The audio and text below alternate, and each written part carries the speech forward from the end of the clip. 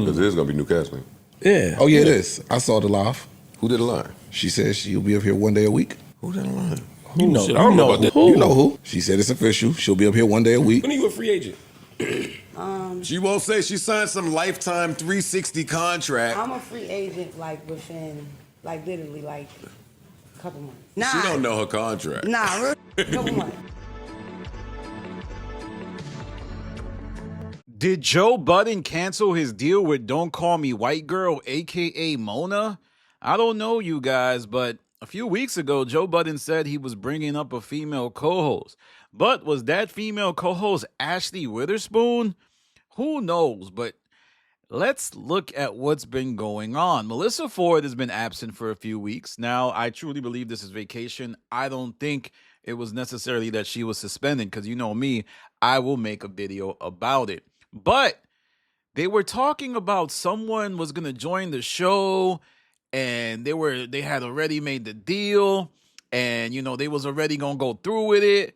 But then Ice may have revealed too much than he should have by saying he saw the live and he already knew she was going up there. Now, I think that's Don't Call Me White Girl, largely because she goes live and she's the highest likelihood of her is that she goes live. So Ice might have seen it. He also follows her.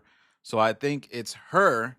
Could be Ashley, but around the time that Ashley might have been brought to the show, she was like out in California. So I was like, I don't know if she's really being considered.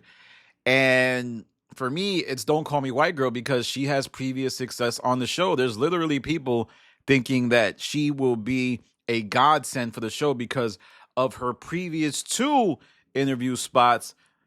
I have my reservations. I actually think Don't Call Me White Girl isn't a good fit. I think she's someone who should do the show once in a while. We have a lot that remains to be seen. Could it be that Joe was like, man, I thought I was the one who was let y'all know. Instead, Ice is finding out. So he may have been like, all right, let's push it back. I think Melissa Ford is on a 2-week break. So being that she will not be on the pod tomorrow either, tomorrow is potentially where you might see this woman guest be revealed. I think it's a high probability. And at some point, Joe's going to have to add somebody because he's talking about adding somebody. He just keeps talking about, yo, I'm thinking about adding Bobby. I'm thinking about adding so-and-so. I want to reach out to Shane and all of this stuff. So let's make a move already, guy. You're just keep talking about it. And I think that's my biggest critique of the Joe Budden podcast is that they will announce things that don't come till many months later. Like the basketball game took a long time to execute. But let me know what you think. Why do you feel Don't Call Me White Girl hasn't been on the network? Do you feel like she is the new female co-host? Do you feel like she may have made a mistake by announcing it if she did on that Instagram live? Or is it Ashley? Like I said, I don't think it's Ashley. I don't think she was that dynamic, but maybe her not being that dynamic could fit on the show. Though I do think she's good. I'm not saying she's whack or anything. I really think Ashley's a good podcaster, believe it or not. I believe that. And then there's the Azar lady from Paul Pierce's show. She can't be it because she's never been on the show.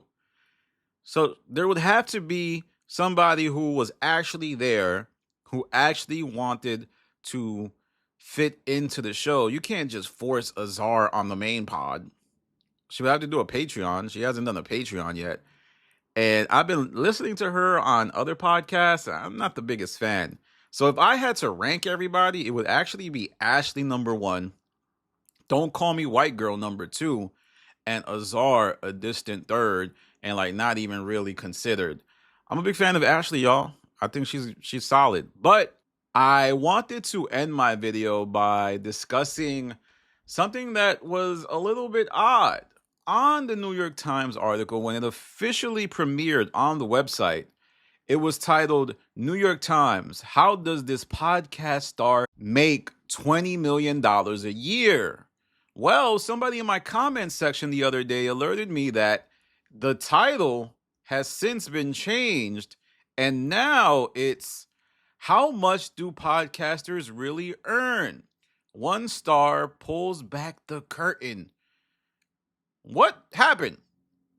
Why did they retract that? Now, it wasn't necessarily a correction, but it was a change.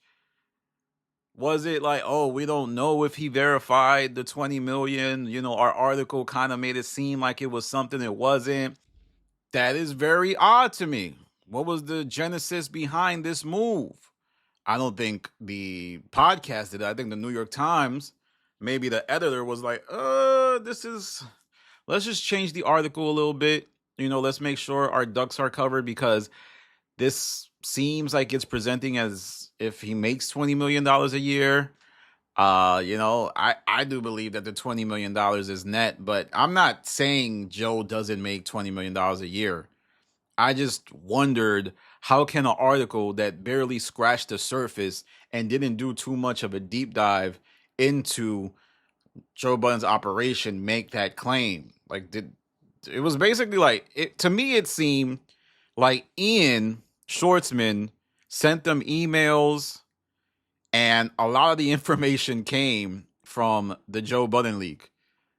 And of course, Patreon contacted them and said, yo, Joe Budden is the #1 creator at Patreon. That alone in itself is huge. That's a big thing. But the rest of the research, I mean, I didn't get a bottom down, top down exploration of the Joe Budden network. And I know a lot of people were like, Danny, Joe doesn't owe you anything. Crumbs for the bums. Like you reactor, you shut the hell up, you bum. But no, I want more. Like when Gimlet, they did this podcast, right? Where they covered how Gimlet was sold to Spotify. And they released every detail about how Gimlet was making money. Oh, we got this many listeners in Idaho. We got this many listeners in France. So when that article comes out and there's not much said, I was a little bit like, what the hell? This is the New York Times, right? This isn't Forbes to me, that sometimes some of their aggregators are who writes the articles, allegedly, and they like assign certain metrics that don't make sense. I just expect a little bit more. And when the title changed of the article, I'm like, oh, okay, this kind of makes sense that this wasn't as much of a deep dive as it was a puff piece. But let me know what you think. Do you feel like the change of the title is significant enough to kind of question some of the findings of it? Was it supposed to be taken as a deep dive of the Joe Budden network, or was it a promotional tool? It feels like more of a promotional tool than an actual deep dive of the network, but there's nothing wrong with that. The only issue is if you expected more of a blueprint, foundational look under the hood thing, and you didn't get that. You did not get that. All you got was what you would have gotten if you just had done the math on Joe Budden's Patreon numbers leaking. The screenshot was worth more than that article, but from a public relations perspective, it served Joe's interests more than it did the people who want to really look at the business of podcasting. All right, y'all. Like I said at the top of this video, we discussed if Mona's deal with Joe Budden is happening. Like I said, it was rumored that she would be the person who joins the show, but as of now, she's nowhere to be found. If you look at her content on Breakbeat Media, she's still posting there, and she does really good numbers by herself. So it's only a matter of time before she launches her own pod or she separates from Breakbeat Media. Like if you look at her channel, her last podcast reacting to her interview with Dr. Umar did 64,000. The one before that did crazy numbers because Dr. Umar was on it, 405,000, then 70,000, then 87,000. We will have to see. There hasn't been a podcast that dropped this week. That's likely because it hasn't been 7 days. It probably will drop today. I think she's a Tuesday releaser. Let's watch out. You know, Mona did say her contract was up around this time, the last time she was on the Joe Budden podcast. With that said, follow me on Instagram, The Stop TV. Follow me on Patreon, The Stop TV. Follow me on Twitter, The Stop. This is Danny from The Stop. Peace.